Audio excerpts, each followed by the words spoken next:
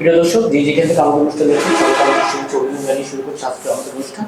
দর্শক, আজ আমরা কথা বলব একজন নারী উদ্যোক্তা যিনি কৃষি বিপণন অধিদপ্তর পাঠা প্রকল্প থেকে 12 দিনের একটা প্রশিক্ষণ মাধ্যমে ওনার নিজের জীবনের পরিবর্তন, এই যে উনি নারী উদ্যোক্তা হিসেবে আজকে প্রতিষ্ঠিত হতে পারছেন। কি করে উনি তার যাত্রা এবং কি করে তিনি এই প্রকল্প থেকে প্রশিক্ষণ নেওয়ার পরে পরিবর্তন, তার বিজনেস গো সমস্ত কিছু মিলে ইয়াসমিন সুলতানা আপনার সাথে কথা বলবো। আপনি কেমন আছেন? আলহামদুলিল্লাহ ভালো আছি, আপনি কেমন আছেন? আছি আলহামদুলিল্লাহ ভালো। আচ্ছা, আপনি বলেন আমরা এখন কোন জায়গায় অবস্থান করছি? আমরা এখন ধর্মতলা 3 নম্বর মোড়ে নান্দনিক ফুড অ্যান্ড অ্যাগ্রোর শপে আছেন। আচ্ছা, আপনি যে নারী উদ্যোক্তার স্বপ্ন দেখেছিলেন সেটা আসলে কি করে সম্ভব হয়েছিল বা কিভাবে আপনি যাত্রা শুরু করেছিলেন? আচ্ছা, প্রথম যখন যাত্রাটা আমি শুরু করেছিলাম তখন আসলে জানতাম না যে কি দিয়ে কি করব। তো পরে একদিন আমরা কৃষি বিপণন অধিদপ্তরের কথা শুনি যে ওখান থেকে নাকি সাহায্য করে। তো ওইটা শুনে আমরা সে অফিসে যাই এবং আমাদের যে কিশোর স্যার আছেন, কিশোর কুমার সাহা, ওনার সঙ্গে কথা বলার পরে উনি আমাকে জানালেন যে হচ্ছে আমাদের একটা ট্রেনিং আছে যেটা 12 দিনের পার্টনার প্রকল্পের আওতায় করা হয়।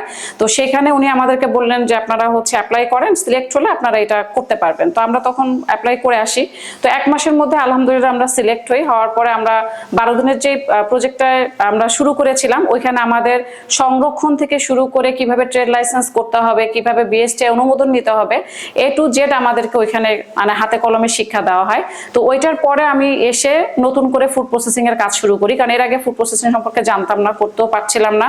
নিজে কয়েকবার চেষ্টা করেছি, বাট প্রচুর প্রোডাক্ট নষ্ট হয়েছে আমাদের।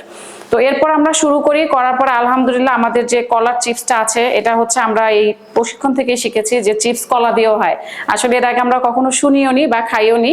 তো এখান থেকে আমরা কলার চিপস তৈরি করা শুরু করি, জ্যাম তৈরি করা শুরু করি, তারপরে আচার তৈরি করা শুরু করি। এবং সেটার যে সংরক্ষণ পদ্ধতিটা, এই যে আমার এই আচারটা কিন্তু গত বছরের কিন্তু দেখেন এখনো পর্যন্ত কোনো ফাঙ্গাস পড়েনি। বাট এর আগে আমি যে আচার তৈরি করেছি 3 মাসের মধ্যে সেটা ফাঙ্গাস পড়ে গিয়েছে। বাট এটার প্রশিক্ষণ নেওয়ার পরে আমরা যে সংরক্ষণ পদ্ধতিটা শিখেছি, এটার পরে আমি মোটামুটি আর কি বিজনেসটা ভালোভাবে শুরু করেছি। এর আগে আমার বিজনেসটা বন্ধ হয়ে গিয়েছিল, শুরু করেছিলাম বাট 2-3 মাস পরে বন্ধ হয়ে গেছিল। আমরা যেটা বুঝতে পারলাম সেটা হচ্ছে যে আপনি যখন প্রথম উদ্যোক্তা মানে হচ্ছিলেন বা যখন শুরু করেছিলেন তখন আসলে সঠিক জ্ঞানের অভাবে বা আপনার যে জানার অভাবে বা এই যে টেকনোলজি গুলো যেভাবে আমরা ইউজ করলে সংরক্ষণ করা যায় এগুলো আসলে জ্ঞান না থাকার কারণে আপনার বিজনেসটা আসলে মানে শুরুতেই বন্ধ হয়ে যাচ্ছে। জি। তো দেন আপনি যখন এখানে প্রশিক্ষণটা পাওয়ার পরে তখন আপনি আবার নতুন করে গ্রো আপ করছেন। আপনার খুব পিক আছে সম্ভবত। জি জি, বিজনেসের পিক আছে। জি জি। আচ্ছা, এবং আমার এখান থেকে পাইকারিটাই বেশি যাচ্ছে। পাইকারি সেল করতে? জি, পাইকারিটা বেশি যায়। আচ্ছা, আপনি আমাকে বলবেন এই যে পাঠ্য প্রকল্প থেকে আপনি যে প্রশিক্ষণটা নিলেন, এই প্রশিক্ষণটা আসলে আপনার লাইফে কি পরিবর্তন করছে বা আপনার লাইফে কি ইমপ্যাক্ট করতে সক্ষম হয়েছে?